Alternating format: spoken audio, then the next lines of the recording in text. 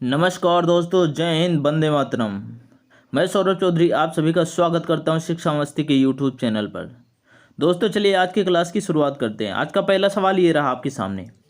Bernoulli का सिद्धांत निम्नलिखित में से किसके संरक्षण का प्रकथन है? क्या है? बर्नौली का सिद्धांत निम्नलिखित में से किसके संरक्षण का प्रकथन। कहने का मतलब है कि बर्नौली का सिद्धांत जो है किसके संरक्षण पर कार्य करता है? द्रव्यमान के संरक्षण, ऊर्जा संरक्षण, रेखीय संवेग सर्वेक्षण या दाब सर्वेक्षण।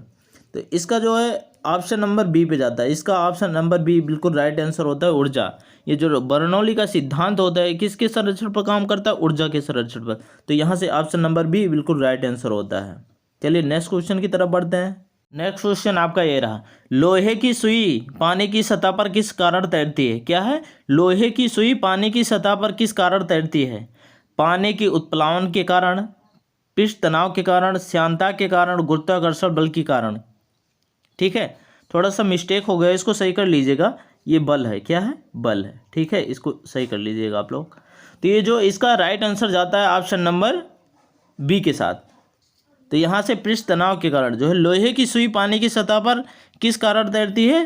पृष्ठ तनाव के कारण। ध्यान दीजिएगा कि जो भी जितनी भी छोटी चीज़ें होंगी ये क्या होंगी, अगर ये जल है, अगर इस पर जो है हम आसानी से अपनी सुई को क्या आसानी से ऐसे रख देते हैं तो ये बिल्कुल ये तैरती रहेगी, उसकी सतह पर जो है रहेगी, वरना क्या होगी? डूब जाएगी। तो ये जो हो रहा है किसके कारण हो रहा है? पृष्ठ तनाव के कारण हो रहा है। ठीक है, चलिए नेक्स्ट क्वेश्चन की तरफ बढ़ते हैं। आपका प्रश्न ये रहा। गैस भरे गुब्बारे का नाखून की तुलना में सुई से फटना आसान क्यों होता है? तो आपके पास चार ऑप्शन है। पहला ऑप्शन है नाखून गुब्बारे पर सुई की तुलना में अधिक दाब डालता है। बी है गैस सुई के साथ अधिक प्रतिक्रियाशील होती है, नाखून सुई की तुलना में अधिक लंबा होता है, सुई गुब्बारे पर नाखून की तुलना में अधिक दाब डालता है। तो यहाँ से प्रश्न जो है, इस प्रश्न का सही जवाब क्या होता है? ऑप्शन नंबर डी के साथ जाता है, बिल्कुल राइट आंसर। सुई गुब्बारे पर नाखून की तुलना में अधिक दाब डालता है। क्यों? आइए देखते हैं। देखिए दाब बराबर होता क्या? दाब बराबर होता है, फार्मूला होता है आपका, आप पढ़े होंगे एफ बटा ए। क्या होता है? फोर्स बटा एरिया। ठीक है, देखिए अगर आपका एरिया बढ़ेगा तो क्या होगा? फोर्स कम लगेगा। ठीक है, ये कम लगेगा। ठीक, अगर आपका एरिया घट रहा है तो फोर्स ज़्यादा लगेगा। ठीक है, तो यहाँ से ध्यान दीजिए कि सुई जो होती क्या होती? पतली होती है, इसका एरिया क्या होता है? कम होता है। जब इसका एरिया कम होता है तो क्या होता है? दाब अधिक लगेगा। तो यहाँ से इसलिए ऑप्शन नंबर डी बिल्कुल राइट आंसर होता है। ध्यान देने की बात यह भी है कि आप लोग देखते होंगे जब स्कूल में बच्चे पढ़ने जाते हैं तो क्या होता है? बैग लेकर जाते हैं। ठीक है, बैग देखते होंगे, उस बैग का क्या होता है? पट्टा जो हो किस तरीके से होता है? चौड़ा होता है, दोनों साइड के चौड़ा। चौड़ा इसलिए होता है कि अगर चौड़ा ना हो तो उसके जो है कंधे पर फोर्स ज़्यादा लगेगा। ठीक है, इसलिए चौड़ाई होती है, इस तरीके से चौड़ा होता है। ठीक, जब ये चौड़ा होता है तो फोर्स कम लगता है, इसलिए जो है कंधे पर कोई दिक्कत नहीं होती। ठीक है, यहाँ से आपको बातें क्लियर हो गई होगी। चलिए नेक्स्ट क्वेश्चन की तरफ बढ़ते हैं। नेक्स्ट क्वेश्चन आपका ये रहा। इको साउंडिंग प्रयोग होता है। क्या है आपका? इको साउंडिंग प्रयोग होता है। सबसे पहले हम जानेंगे इको साउंडिंग होता क्या है। तो देखिए प्रतिध्वनि जो होती है ये हमारी क्या होती है? इसी को क्या बोलते हैं? Echo sounding. ठीक है, किसको? प्रतिध्वनि को। ठीक है, इसको याद करके रखिएगा। देखिए कि क्या होता है, जो सोनार होता है वो सोनार क्या करता है? अपनी पनडुब्बी को क्या करता है? ये पनडुब्बी से क्या करता है? अपनी ध्वनि को अंदर तक भेजता है। क्या? इसके समुद्र के अंदर सतह तक भेजता है। फिर उसके बाद क्या होता है? ये ध्वनि वापस आती है। इसी को क्या बोलते हैं? इको साउंडिंग बोलते हैं। लेकिन ऑप्शन के अनुसार हम देखते हैं इसका क्या राइट आंसर होता है। तो देखिए पहला ऑप्शन आपका है ध्वनि में कंपन उत्पन्न करने के लिए। तो ये बिल्कुल गलत, इससे कोई मतलब ही नहीं, ये भी ऑप्शन गलत होगा। ध्वनि की आवृत्ति बढ़ाने के लिए, तो जी ये भी बिल्कुल ऑप्शन ये भी गलत हो गया। क्यों? क्योंकि जो आवृत्ति का मतलब क्या होता है? एक सेकंड में कितना कंपन हुआ, ये क्या होता है? हमारी आवृत्ति होती है। तो यहाँ से इस प्रश्न के अनुसार ऑप्शन नंबर सी के साथ राइट आंसर जाता है, समुद्र की गहराई मापने के लिए। ठीक है, तो ऑप्शन नंबर सी बिल्कुल राइट आंसर होता है। चलिए नेक्स्ट क्वेश्चन की तरफ बढ़ते हैं। एकास्टिक विज्ञान है। कहने का मतलब एकास्टिक विज्ञान जो होता है वो किससे संबंधित होता है? ठीक है, तो क्या प्रकाश से संबंधित होता है? क्या ध्वनि से संबंधित होता है?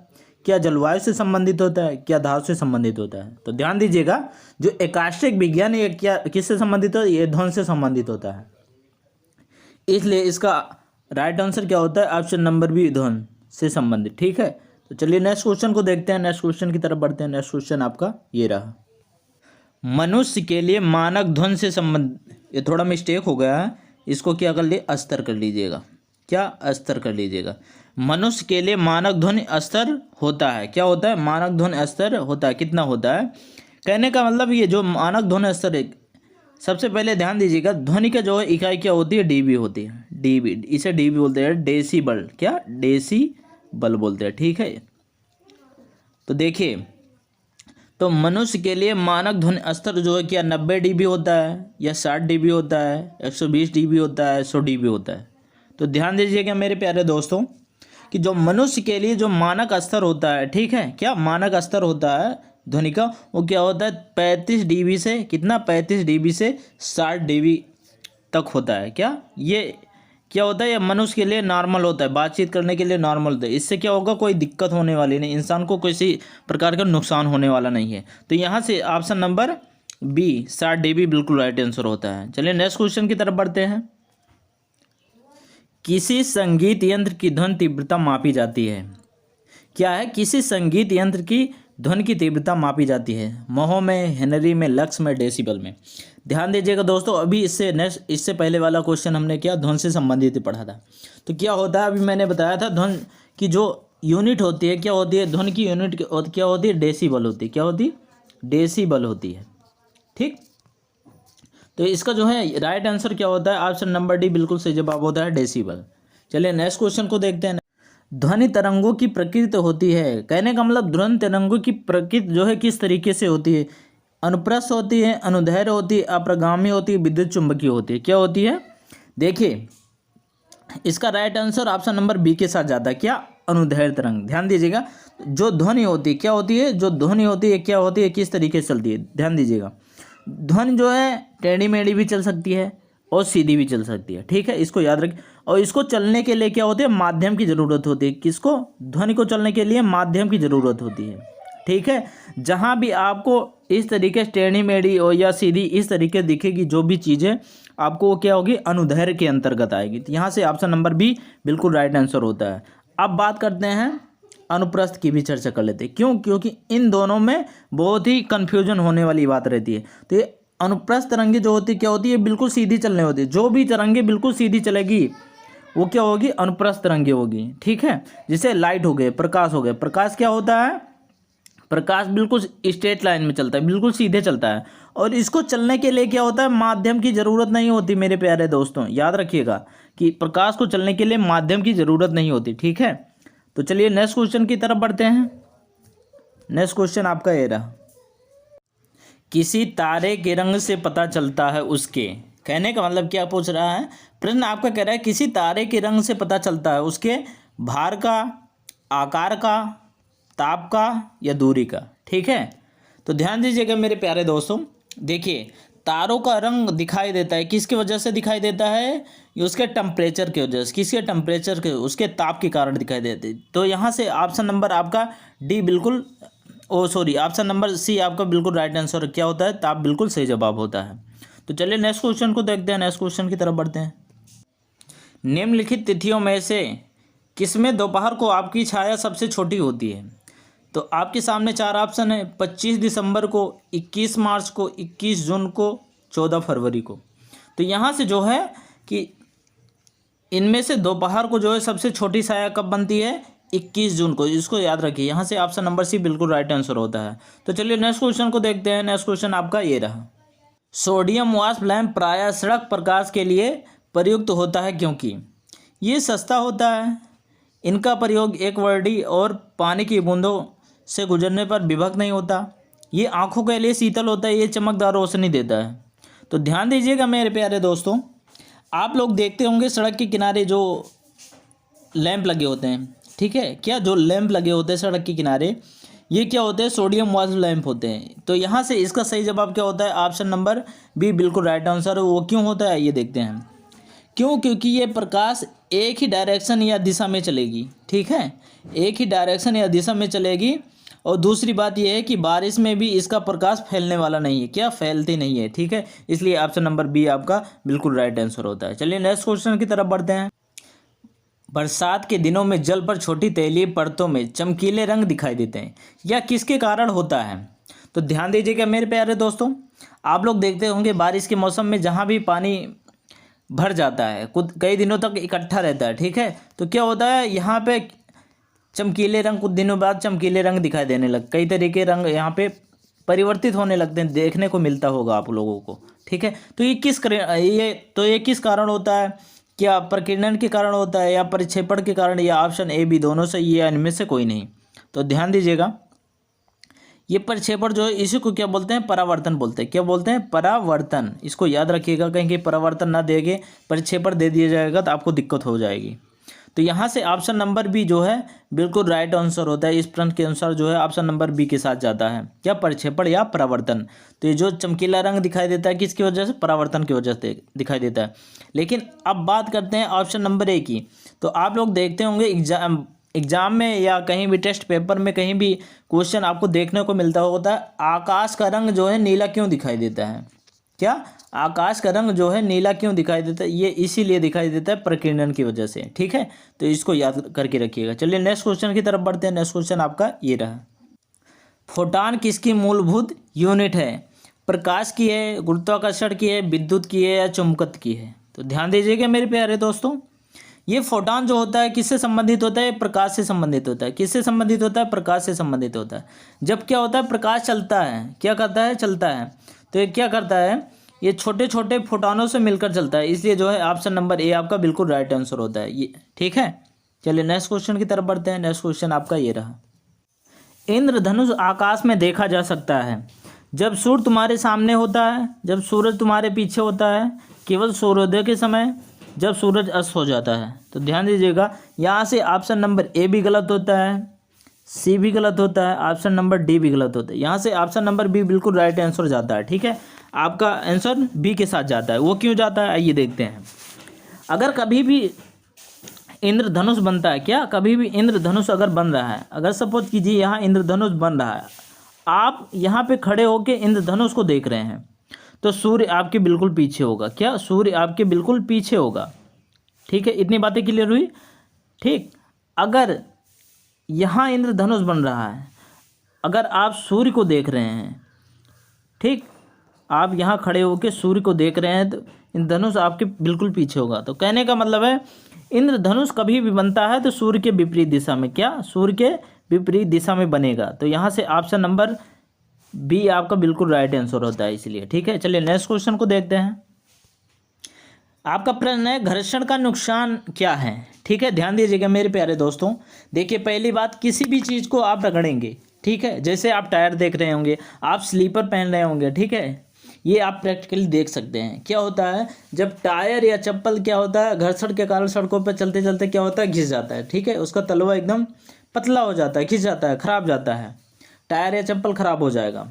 तो बात यहाँ से आती है कि फिर आगे क्या होता है कि जब आप अपने हाथों को रगड़ते होंगे, कभी रगड़े ठंडी के मौसम में लोग अपने दोनों हाथों को स्पर्श करके ऐसे रगड़ते हैं, तो क्या होता है उसमें ऊर्जा भी उत्पन्न होती है। तो क्या होती है? गर्मी उत्पन्न होने लगती है। ऊर्जा उत्पन्न होने के साथ साथ क्या होता है? ऊर्जा का लॉस भी होता है। तो यहाँ से देखिए ऑप्शन नंबर ए क्या है, यह किसी को खराब करने का कारण बनता है, जी बिल्कुल सही जवाब है। या ऊर्जा का बहुत अपव्यय करता है, जी बिल्कुल ये भी सही बात है। या ऊर्जा उत्पन्न करता है, जी बिल्कुल ये भी सही है। तो यहाँ से ऑप्शन नंबर डी के साथ जाता है, घर्षण का नुकसान है, तो ऑप्शन नंबर डी बिल्कुल राइट आंसर होता है। चलिए नेक्स्ट क्वेश्चन की तरफ बढ़ते हैं। आप परीक्षा हॉल में थोड़ा डर के साथ प्रवेश कर रहे हैं, इस समय आपको कौन सी अंतःस्रावी ग्रंथि सबसे अधिक सक्रिय है? दोस्तों याद रखना, ये घटना हर किसी स्टूडेंट के साथ होती है। जब भी एग्जाम हॉल में घुसता है तो स्टूडेंट को क्या होता है, डर सा लगने मतलब महसूस होने लगता है, ठीक है। तो ध्यान दीजिएगा, इसका राइट आंसर क्या होता है? ऑप्शन नंबर डी, अधिवृक्क ग्रंथि। क्या होता है इसका राइट आंसर? अधिवृक्क ग्रंथि होता है। और क्यों होता है आइए देखते हैं। ये जो अधिवृक्क ग्रंथि होती है क्या होती है, किडनी के ऊपर पाई जाती है। ये ग्रंथि जोड़ों में होती है, जैसे आपके पास किडनी होती है, 2 किडनी होती हैं, ये भी जोड़े में पाई जाती हैं। तो इसी प्रकार जो है अधिवृक्क ग्रंथ जो होती है ये भी जोड़े में पाई जाती है। ये क्या होती है, आपके एक किडनी के ऊपर एक अधिवृक्क ग्रंथ पाई जाती है, दूसरी किडनी के ऊपर दूसरी अधिवृक्क ग्रंथ पाई जाती है। इसे एड्रेनल ग्रंथ भी बोलते हैं, ठीक है। तो याद रखना, इसे एड्रेनल ग्रंथ या अधिवृक्क ग्रंथ के नाम से भी आ जाता है। तो यहाँ से ऑप्शन नंबर डी बिल्कुल राइट आंसर होता है। अब ध्यान दीजिएगा, ऑप्शन नंबर ए पे बात करें तो ऑप्शन नंबर ए आपका क्या है, थायराइड। ये क्या होता है, आपके शरीर में आयोडीन की कमी से क्या होता है, थायराइड ग्रंथ जो है बढ़ जाती है। इससे क्या होता है, घोघा हो जाता है। और ये ऑप्शन नंबर सी की बात करें तो ये अंडाशय वृषण होता है। ये क्या होता है, यह एक लैंगिक ग्रंथ होते हैं। क्या होते हैं, लैंगिक ग्रंथ होते हैं। इसको याद करके रखिएगा, लैंगिक ग्रंथ, ठीक है। चलिए नेक्स्ट क्वेश्चन की तरफ बढ़ते हैं। आपका प्रश्न है, मृत वनस्पतियों को कोयले में बदलने की धीमी प्रक्रिया क्या कहलाती है, ठीक है। या क्या कहते हैं, इस प्रक्रिया को क्या कहते हैं, स्टोरिफिकेशन कहते हैं, सेफोनिफिकेशन कहते हैं, या कार्बोनाइजेशन कहते हैं, या पॉलीमराइजेशन कहते हैं। तो दोस्तों याद रखिएगा, जब हम किसी तत्व को किस में बदलते हैं, कार्बन में परिवर्तित करते हैं, तो हमारा क्या कहलाती है, वो प्रक्रिया जो कहलाती है हमारा कार्बोनाइजेशन कहलाती है। क्या, कार्बोनाइजेशन। तो इसको याद रखिएगा, कार्बोनाइजेशन, ठीक है। क्या होता है, कार्बोनाइजेशन होता है। देखिए कोयला हमारा क्या होता है, कोयला भी तो हमारा क्या होता है, कार्बन होता है, ठीक है। ये कोयला हमारा क्या होता है, कार्बन होता है। तो क्या होता है, मृत वनस्पतियों कोयले में परिवर्तन करने को क्या कहते हैं, कार्बोनाइजेशन कहते हैं। तो यहाँ से ऑप्शन नंबर सी बिल्कुल राइट आंसर होता है।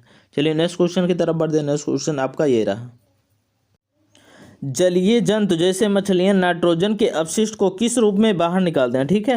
वैसे पक्षी भी किस रूप में अपशिष्ट को उत्सर्जित करते हैं या बाहर निकालते हैं। तो ध्यान दीजिएगा, जैसे जंतु लोग होते हैं, जंतु क्या करते हैं, इनका जब ब्लड का शुद्धिकरण होता है, क्या ब्लड का शुद्धिकरण शुद्ध किया जाता है, तो वहाँ पर जो कुछ अशुद्धियाँ बच जाती हैं, ब्लड का क्या अशुद्धि बच जाती है, वो किस रूप में हम लोग बाहर निकालते हैं, यूरिया के रूप में। किस, यूरिया के रूप में हम लोग बाहर निकालते हैं। इसी प्रकार जो है आपको बताना है कि मछलियाँ और पक्षी जो है ये किस रूप में अपने अपशिष्ट को बाहर निकालते हैं। तो देखिएगा, जो जलीय जंतु होती है, क्या, मछली होती है, मछली ये क्या करती है, अपने अपशिष्ट को क्या करती है, अमोनिया के रूप में बाहर निकालती है। किसमें, अमोनिया के रूप में। और जो क्या होते हैं, पक्षी होते हैं, ये पक्षी क्या करते हैं, अपने अपशिष्ट को किस रूप में निकालते हैं, यूरिक एसिड के रूप में। किसमें, यूरिक एसिड रूप में, अमोनिया यूरिक एसिड। तो यहाँ से ऑप्शन नंबर डी आपका बिल्कुल राइट आंसर होता है। तो चलिए नेक्स्ट क्वेश्चन की तरफ बढ़ते हैं। नेक्स्ट क्वेश्चन आपका ये रहा, आपका प्रश्न है, एक आदमी ने अपने लोहे के गेट को क्या करता है, चित्रित करता है। समझ रहे हैं मेरी बात को, क्या करता है, चित्रित कहने का मतलब पेंटिंग करता है। लोहे के गेट को क्या करता है, आपके यहाँ लोहे के गेट लगे होंगे, क्या इसको देखते होंगे सभी लोग, क्या करते हैं, पेंटिंग कर देते हैं इसको, ठीक है। तो कहने का मतलब है, जब उसको जो क्या किया जाता है, चित्रित किया जाता है, ठीक है। तो उसको क्या करता है, आप इसको सही कर लीजिए, ऑप्शन नंबर ए सी नहीं, ठीक है, मिस्टेक हो गया। तो इसे जंग से बचाने के लिए किया जाता है, धूप से बचाने के लिए, इसे सुंदर देखने के लिए, इसे धूल रहित बनाने के लिए। तो दोस्तों याद रखना, जब भी हम अपने गेट को क्या करते हैं, पेंटिंग करते हैं, चित्रित करते हैं, किस लिए, कि ताकि उसमें जंग न लगे, जंग से बचाने के लिए ये काम करते हैं। तो यहाँ से ऑप्शन नंबर ए बिल्कुल राइट आंसर होता है, ठीक है। नेक्स्ट क्वेश्चन देखते हैं। नेक्स्ट क्वेश्चन आपका ये रहा, देखिए, प्रति सेकंड दोलनों की संख्या को क्या कहा जाता है। क्या है आपका प्रश्न, प्रति सेकंड दोलनों की संख्या को कहा जाता है, आयाम कहा जाता है, आवृत्ति कहा जाता है, समय अवधि कहा जाता है, दोलन कहा जाता है।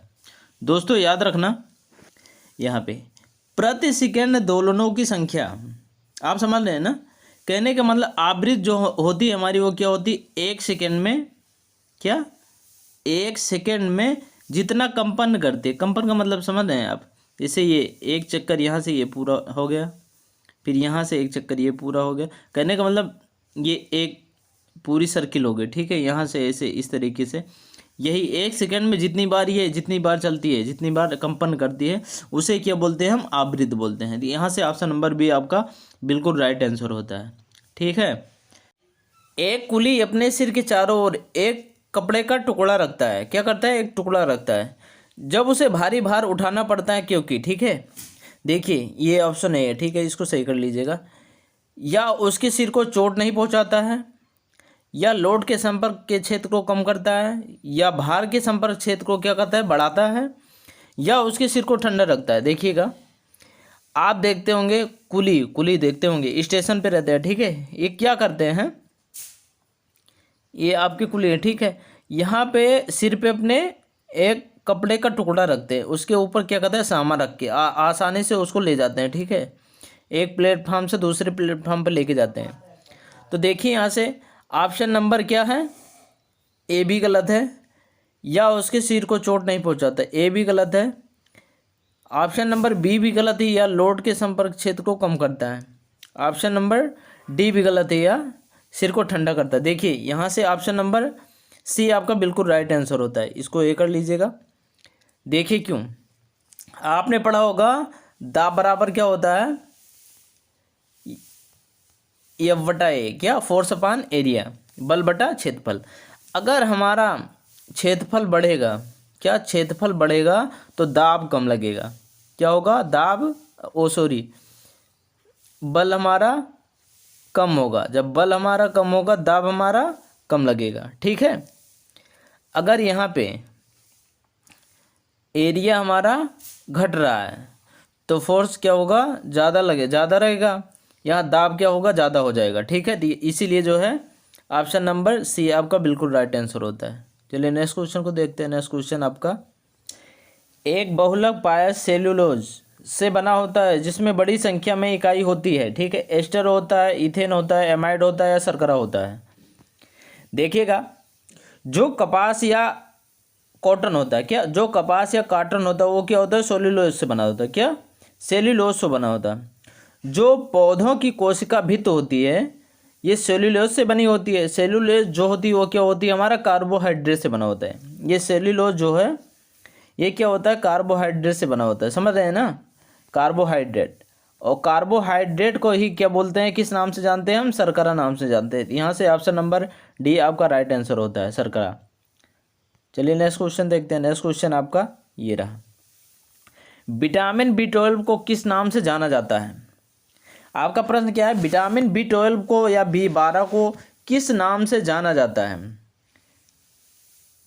साइनोकोबालामिन, थायमिन, बायोटिन, या राइबोफ्लोविन, ठीक है। तो यहाँ से देखिए, जो विटामिन B12 होता है किस नाम से जाना था, इसे हम साइनोकोबालामिन नाम से जानते हैं। यहाँ से ऑप्शन नंबर आपका ए बिल्कुल राइट आंसर होता है। इतनी बातें क्लियर हुई। देखिए अब जो थायमिन होता है इसको हम क्या बोलते हैं, बी बोले या B1 बोले दोनों एक ही बात होती है, ठीक है। विटामिन बी बोले या विटामिन B1 बोले दोनों एक ही बात होती है। अब बायोटीन को किस नाम से जानते हैं, किसको जानते हैं, बायोटीन जो हमारा होता है B7 होता है, B7 क्या होता है, B7, ठीक है। इसे एच भी बोलते हैं, इसी को एच भी बोलते हैं, ठीक है, याद रखिएगा। और ये ऑप्शन डी जो है राइबोफ्लोविन, इसे ये किसका रासायनिक नाम है, ये B2 का, विटामिन B2 का रासायनिक नाम है, ठीक है, इसको याद करके रखिएगा। चलिए नेक्स्ट क्वेश्चन की तरफ बढ़ते हैं। नेक्स्ट क्वेश्चन आपका ये रहा, क्या है, प्राकृतिक सिरका क्या होता है। आपका प्रश्न क्या है, प्राकृतिक सिरका क्या होता है। साइट्रिक एसिड होता है, लैक्टिक एसिड होता है, शराब होता है, एसिटिक एसिड होता है, ठीक है। देखिए जो प्राकृतिक सिरका होता है क्या होता है हमारा, यहाँ से क्या होता है, ऑप्शन नंबर एसिटिक एसिड बिल्कुल राइट आंसर होता है, ठीक है। ऑप्शन नंबर डी आपका बिल्कुल सही जवाब होता है। तो ध्यान दीजिएगा। आइए पहले ऑप्शन पर आते हैं, साइट्रिक एसिड। तो साइट्रिक एसिड क्या होता है, यह खट्टे फलों में पाया जाता है, किसमें, खट्टे फलों में पाया जाता है, याद रखिएगा, खट्टे फल में पाया जाता है साइट्रिक एसिड। और जो ये लैक्टिक एसिड होता है ये किस में पाया जाता है, दूध में पाया जाता है, किस में पाया जाता है, दूध में पाया जाता है, ठीक है। और ये जो शराब है ये कार्बन से संबंधित होता है, क्या, ये जो शराब है आप देख रहे हैं, ये शराब देख रहे हैं, ये क्या होता है, कार्बन से संबंधित होता है, किससे, कार्बन से रिलेटेड होता है। तो यहाँ से इस प्रश्न के अनुसार देखेंगे तो ऑप्शन नंबर डी आपका एसिटिक एसिड बिल्कुल राइट आंसर होगा। चलिए नेक्स्ट क्वेश्चन की तरफ बढ़ते हैं। नेक्स्ट क्वेश्चन आपका ये रहा, जैव प्रौद्योगिकी शब्द किसने सबसे पहले इस्तेमाल किया था। हरगोविंद खुराना ने, शारंग नारंग ने, या कार्ल एरेकी ने, विलियम हेस ने। तो दोस्तों याद रखिएगा, यहाँ से इस प्रश्न के अनुसार जो है ऑप्शन नंबर सी आपका बिल्कुल राइट आंसर होता है, क्या, कार्ल एरेकी बिल्कुल सही जवाब होता है। जो जैव प्रौद्योगिकी शब्द का सबसे पहले इस्तेमाल किसने किया? कार्ल रेकी ने किया। ठीक है, चलिए नेक्स्ट क्वेश्चन को देखते हैं। नेक्स्ट क्वेश्चन आपका ये रहा। तो देखिए, निम्नलिखित में से कौन सा विटामिन गोल्डन राइस में परिवर्तित होता है? क्या है? निम्नलिखित में से कौन सा ऐसा विटामिन जो गोल्डन राइस में परिवर्तित होता है? विटामिन ए होता है, B12 होता है, विटामिन सी होता है, विटामिन डी होता है। तो यहाँ से देखिएगा, विटामिन ए जो है आपका गोल्डन राइस में परिवर्तित होती है। यहाँ से ऑप्शन नंबर ए आपका बिल्कुल राइट आंसर होता है। ठीक है, अब यहाँ पे रासायनिक नाम की बात कर लें तो विटामिन ए का रासायनिक नाम क्या होता है? रेटिनॉल। क्या? रेटिनॉल होता है। ठीक है, अब B12 की बात करें जिसमें क्या पाया जाता है? कोबाल्ट भी पाया जाता है। क्या पाया जाता है विटामिन B12 में? B12 में कोबाल्ट पाया जाता है। इसका नाम क्या होता है? साइनोकोबालमिन। क्या होता है? साइनोकोबालमिन। अभी आपने इससे पहले वाले प्रश्न में पढ़ा है, कोबालमिन। ठीक है, इसको याद करके रखिएगा। अब विटामिन सी की बात कर लें तो इसका रासायनिक नाम क्या होता है? Ascorbic acid. क्या होता है? Ascorbic acid. ठीक है, अब देखते हैं विटामिन डी की बात कर लें तो विटामिन डी क्या होता है आपका? कैल्सीफेरॉल बोलते हैं, कैल्सीफेरॉल। ठीक है, चलिए नेक्स्ट क्वेश्चन को देखते हैं। नेक्स्ट क्वेश्चन आपका ये रहा। आपका प्रश्न है, जेनेटिक इंजीनियरिंग द्वारा तैयार किया गया पहला हार्मोन आपका कौन सा है? ऑक्सीटोसिन है, सोमाटोटासिन है, एड्रेनालाइज है, या इंसुलिन है? ठीक है, देखिए इस प्रश्न के अनुसार जो है ऑप्शन नंबर ए भी गलत है, बी भी गलत है, सी भी गलत है, ऑप्शन नंबर डी आपका बिल्कुल सही जवाब होता है। ये क्या होता है? जिनको मधुमेह बीमारी हो जाती, क्या मधुमेह की बीमारी हो जाती, वह क्या होता है? ये इंसुलिन की कमी के कारण होता है। और ये इंसुलिन क्या करता है? ये इंसुलिन हार्मोन शुगर को कंट्रोल करने का काम करता है। क्या? शुगर को कंट्रोल करने का कार्य किसका होता है? इंसुलिन का। ठीक है, तो यहाँ से ऑप्शन नंबर डी आपका बिल्कुल सही जवाब होता है। चलिए नेक्स्ट क्वेश्चन को देखते हैं। नेक्स्ट क्वेश्चन आपका ये रहा। उष्णकटिबंधीय से प्रजातियों के विलुप्त होने का मुख्य कारण क्या है? क्या है विलुप्त होने का मुख्य कारण आपका? क्या है? मृदा क्षरण है, प्रदूषण है, वनों की कटाई है, वन लगाना है। ठीक है, यहाँ से देखिएगा, जैसे आप लोग अपने घर से कहीं अलग जाते हैं तो क्या होता है, वहाँ जाकर आपका मन नहीं लगता, या आप बीमार हो जाते हैं, या उदास हो जाते हैं। ठीक है, उसी प्रकार क्या होता है जानवरों में। ये जानवर जो है जंगल में रहते हैं, जब वनों की कटाई हो जाती है तो क्या करते हैं, क्या होता है, ये कहाँ जाते हैं, जानवर कहाँ जाते हैं, इसीलिए जो है इनकी प्रजातियां धीरे धीरे विलुप्त हो जाती है। तो यहाँ से ऑप्शन नंबर सी आपका बिल्कुल राइट आंसर होता है। क्या? वनों की कटाई। इसी की वजह से क्या होता है, प्रजातियों के विलुप्त होने का ये कारण है। कौन सी? वनों की कटाई। ठीक है, तो ऑप्शन नंबर सी आपका बिल्कुल राइट आंसर होता है। चलिए नेक्स्ट क्वेश्चन देखते हैं। नेक्स्ट क्वेश्चन आपका ये रहा। आपका प्रश्न है, हिस्टोलॉजी किसके अध्ययन को बोलते हैं? ठीक है, तो यहाँ से देखिएगा, क्या हिस्टोलॉजी जो होता है वो प्रकोष्ठों के अध्ययन को कहते हैं, जीवाणु के अध्ययन को कहते हैं, या विषाणु के अध्ययन को कहते हैं, ऊतक के अध्ययन को कहते हैं? ठीक है, यहाँ से देखिएगा, इस प्रश्न के अनुसार जो होता है ऑप्शन नंबर डी जाता है सही। राइट आंसर क्या होता है? ऑप्शन नंबर डी, ऊतक का अध्ययन। इसे ही इंग्लिश में क्या बोलते हैं? टीशू। किस नाम से जानते हैं? टीशू नाम से जानते हैं। ठीक है, तो देखिएगा, आइए ऑप्शन नंबर ए पर भी चर्चा कर लेते हैं थोड़ा सा। ये प्रकोष्ठों का अध्ययन क्या होता है हमारा? साइटोलॉजी। क्या होता है? साइटोलॉजी जो होता है, साइटोलॉजी, इसको क्या बोलते हैं? प्रकोष्ठों का अध्ययन बोलते हैं। अब आते हैं ऑप्शन नंबर बी पर। तो ये जीवाणु का अध्ययन जो होता है ये हमारा क्या होता है? माइक्रोलॉजी। क्या होता है? माइक्रोलॉजी। ठीक है, माइक्रोलॉजी बोलते हैं, माइक्रोलॉजी। और जो विषाणु का अध्ययन होता है ये हमारा क्या होता है? इसे हम क्या बोलते हैं? वायरोलॉजी। क्या? वायरोलॉजी। ठीक है, इसको याद करके रखिएगा। लेकिन इस प्रश्न के अनुसार जो होता है ऑप्शन नंबर डी आपका ऊतक बिल्कुल राइट आंसर होता है। तो दोस्तों आज की क्लास में इतना ही, फिर मिलते हैं अगली क्लास में। तब तक के लिए जय हिंद, जय हिंद, जय भारत। तो दोस्तों लाइक और शेयर करना मत भूलिएगा।